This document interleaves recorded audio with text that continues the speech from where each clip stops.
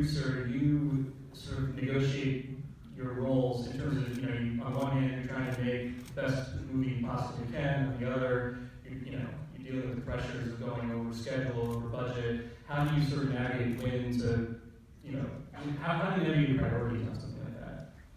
Well, it's an interesting question because most people feel that the producer's role is really to just control the budget.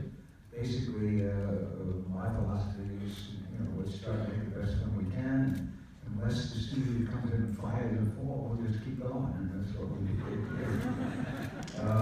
The truth about it, as you see the sequence, you see the ring in an unusual position. If you notice, if you ever watch it again, you'll see that the ring is elongated so that we can get a dolly track on that. And Marty would come up with these really ingenious shots because he didn't want to do a fight film like every other fight film.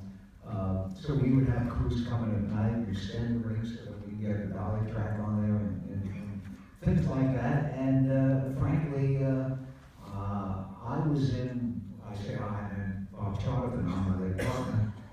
We were in a kind of an envious position. We had just made the biggest hit that United Artists had in maybe their whole history with Rocky, and that gave us a lot of credence. So we could do a lot and get away with a lot. As a matter of fact, there was no way the studio would ever want to make Raging Bull. They didn't want to make it.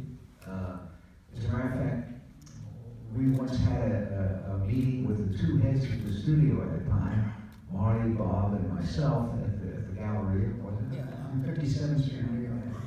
And they came up to tell us there was no way they were going to make the film. As a matter of fact, one of them, I think it was David Field, said, "Why would we make a movie about a cockroach?" Is that the word you used, something like that? Well, I thought Bob De Niro was going to kill him at that point.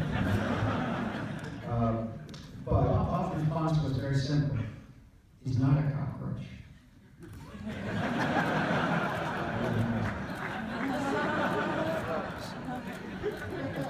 Well, it's interesting you bring up Rocky because the big difference between this and Rocky and many others is that in this film the camera is almost always in the ring. And Marty, I was wondering if you could talk a little bit about what led to that decision, because that was clearly by design right from the beginning.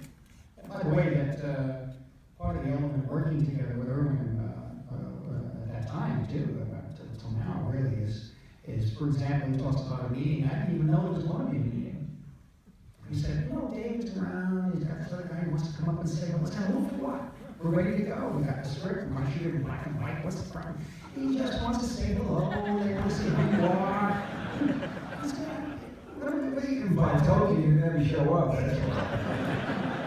What the hell's going on? And then, I don't know, they said when they were coming up in the elevator, they said they were planning to cancel the film. It's in that whole final cut. Steve Bach was the guy. Steve was the other guy. They were very nice to me. I didn't know until he said to me about the cockroach, that was stopped. But other than that, and I explained to them, they were talking about black and white, this and that. And I said, look, you got 5 boxing pictures coming out this year. The main event, that's in color. The prize fight with Tim Conway, that's in color. Rocky 2, that's in color. There was one other, and then I said there was another one called Matilda, the Fighting Kangaroo, which is in color. I said, why should it be different?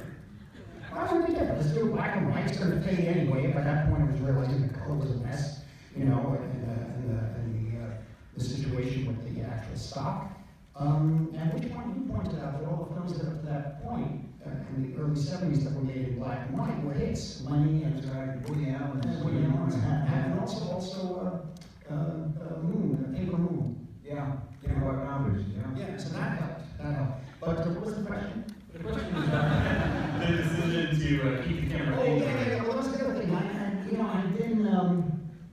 I was at Woodstock, and I was one of the assistant directors on stage, and I was one of the editors for a while in the picture. And one of the key things there was photographing the audience. And the ultimate film, the filmmaker, he has 90 minutes of audience, documentary, 90 minutes of music. So when I got to do New York, I sort of got into the idea of music and how to shoot music with camera movement. But that doesn't mean shooting with 3 or 4 or 5 cameras. It's one camera for maybe 3 bars of music, a certain camera move, tracking, whatever.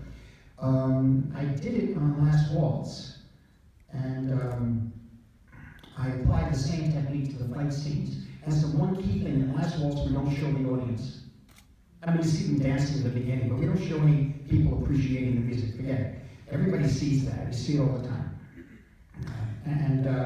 So here, I said we never see outside the ring. We have to sort of put ourselves in a subjective position of what it would be like to be in that ring, to extend your energy, and also to take hits in different parts of the body or in the head. What would you hear? What would you see? Would the ring feel like it's 2 blocks long?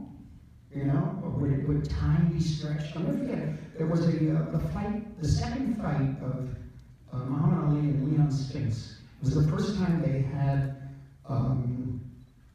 microphones in the corners. And I wasn't a fight fan, I didn't know. I never had seen a fight until we did Raging Bull. They had taken me to see a couple. But I'll never forget, there was, I think, about the 9th round, and Muhammad Ali's in the corner, and you hear him breathing, and he says, "What round is that?" And I said, 9. He said, "Am I winning?" He said, "You're fine, you're fine." He didn't even know where he was. He didn't know where he was.